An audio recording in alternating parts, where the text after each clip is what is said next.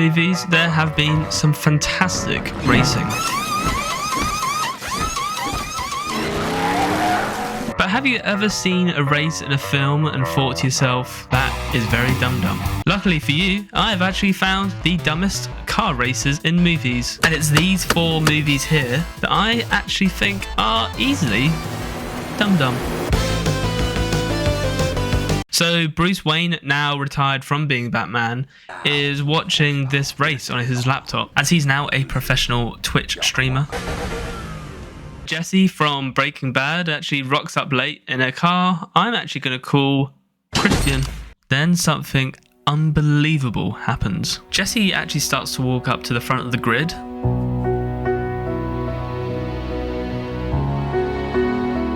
And instead of saying good luck in the race, Jesse actually proposes to this man. This belongs to you.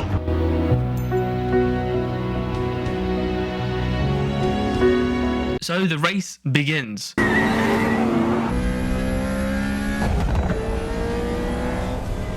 And Jesse is already in an intense battle for 5th place against a man named Johnny V, aka Johnny Vegas. Marshall and Johnny V are battling for 5th. So how does Jesse get ahead of a man like Johnny Vegas? Well, he simply presses his paddle, which obviously grants him an extra 50 horsepower.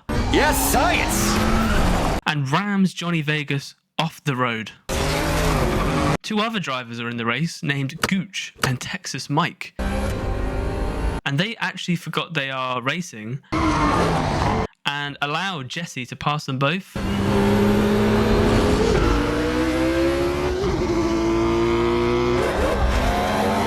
Now, mid-race, a challenger appears, which I'll call the very jealous people, and are very jealous of Jesse and his new friends. And they want to destroy Jesse and his new friends. So the war begins between the racers and the very jealous people. The very jealous people start their first attack. You would assume the very jealous people would use spikes and traps to slow down the drivers and stop the race. However, they want to play chicken with a helicopter. Luckily for us, Gooch has a trick up his sleeve and is able to transform his hypercar into a ramp buggy and take out one of the very jealous cars. Gooch gets rammed for cheating. Rest in peace, Gooch. This charger in particular wants to play chicken, but goes for the most creative strategy possible. He hears the voice of the stunt ramp god himself, hits the self-destruct button in the charger, and takes out our boy Johnny Vegas. Rest in peace, Johnny Vegas. Now enters a new character in the race. A very jealous man that has a very odd sounding name. 18-5, are you set up for the 5th? 18-5, in position. So 18-5 puts his big stick on the pedal. 18-5 actually completes his mission. 1. And takes out English Paul. Rest in peace, English Paul. 18-5 thinks he can actually catch these hypercars on foot and decides he's going to start an epic sprint to catch them. It turns out the man driving the evil Lamborghini is called Dino, which is obviously short for the name Dinosaur. Dinosaur actually doesn't make right-hand corners in his evil Lamborghini and actually would rather use Texas Mike to turn his car.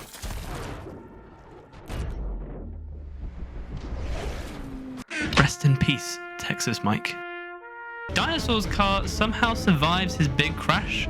This is because he crafted his car out of diamond. It's now neck and neck between Jesse and the Dinosaur, but Dinosaur actually would rather crash into a bush.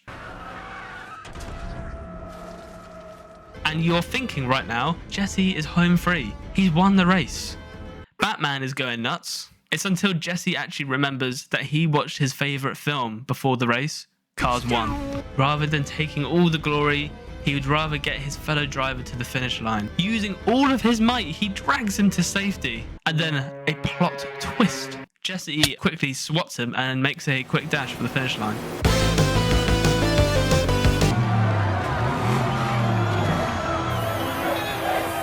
this guy in a GTO, and let's call him Sir Red Hat. And Sir Red Hat actually has his GTO modified, which is pretty cool. But he has it modified that it has the startup of a jet fighter plane. Now, this car is clearly so high-tech, it actually shoots out a PC keyboard from the glove bin. He then presses one key, which allows him to flick another stick and then press a button. Meanwhile, Parent Trap is looking for her car's special features. She twists these little knobs, looking for extra speed. At first glance, you may think, well, this is just an old VW Beetle. This is actually a super secret Tesla Model S prototype. Like the dance feature on the Tesla Model X, this prototype comes with the PP feature. And the race begins. The car driving itself scares Parent Trap. The auto race mode allows the Tesla to select its own gears. This allows Parent Trap to close the gap on Sir Red Hat. Sir Red Hat actually hates the idea of electric cars in the future and rams the prototype off the road. She then gains the ability to use Force of Lightning from Star Wars and becomes a Padawan Parent Trap, which allows the prototype to overtake Sir Red Hat in reverse. The Tesla then uses its new jump ability, which comes standard on the Model S Plaid. The Padawan uses the Force again to get the gear stick. Then the auto race driver decides it wants to do a sick grind like a skateboarder. You may think would slow down the car, but actually it grants it an additional 500 horsepower, giving Padawan Parent Trap the win. So there's this guy in a white car who calls himself Speed Racer. Right. Considering he actually breaks the sound barrier at the start of the race, I shall name him Supersonic Max. But Supersonic Max has a terrible start to the race and gets rammed into the corner by his fellow drivers.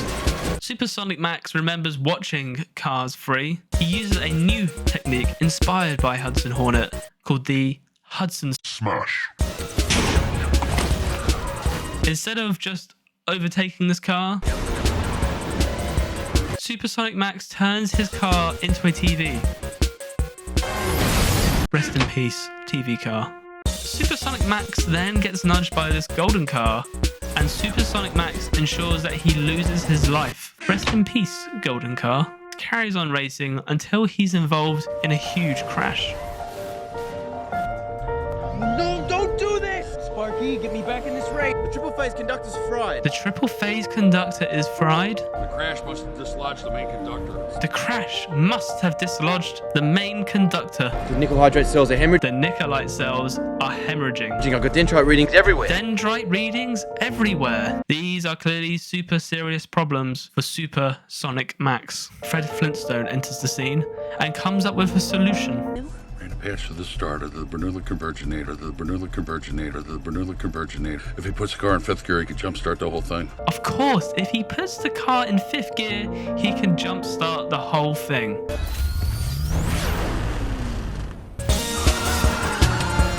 Supersonic Max unleashes his hidden power using the power of memories.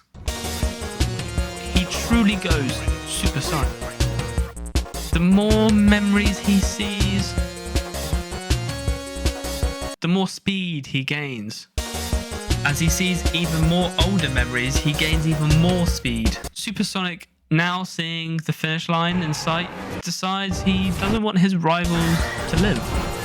Using supersonic powers, he slams both cars together,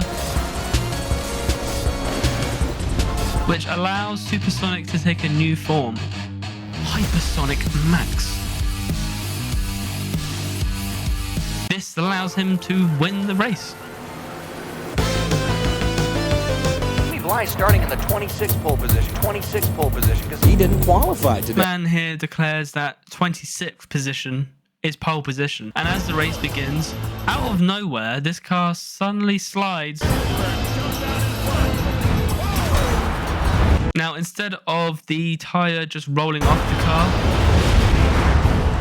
the tire actually turns into a flying saucer.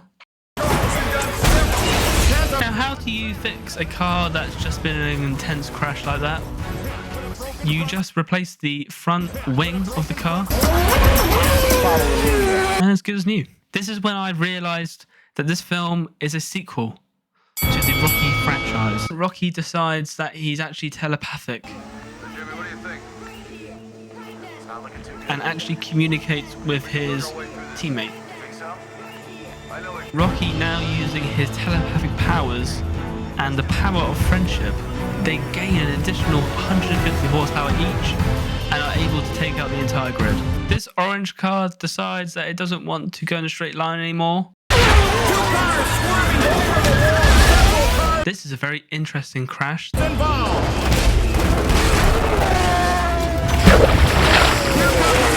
uses a lot of real-world physics. The person in second place uses the eyeball maneuver and looks at the car so hard that he overtakes. It's now Rocky's turn to try and use the eyeball power. Rocky decides that he would rather use a mini stunt ramp and try and leap across the circuit.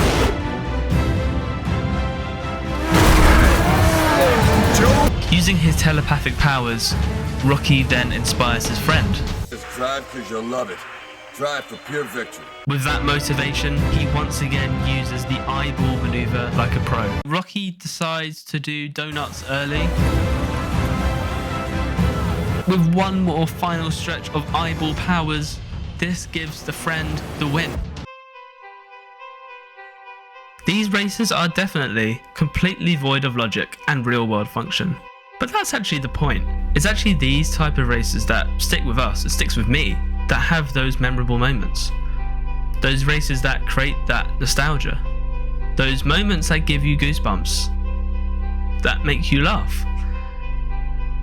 I can guarantee that at least one of these races in this video is someone's favourite car race in a movie. And who knows, maybe one day a dumb race scene may actually happen in real life. Here they come to the flag, 3 abreast. Finish! Unbelievable 3-wide finish. Have you ever seen anything like that? Scoring. Scoring has the margin between the first 3 cars at 0.00 seconds. How awesome was that?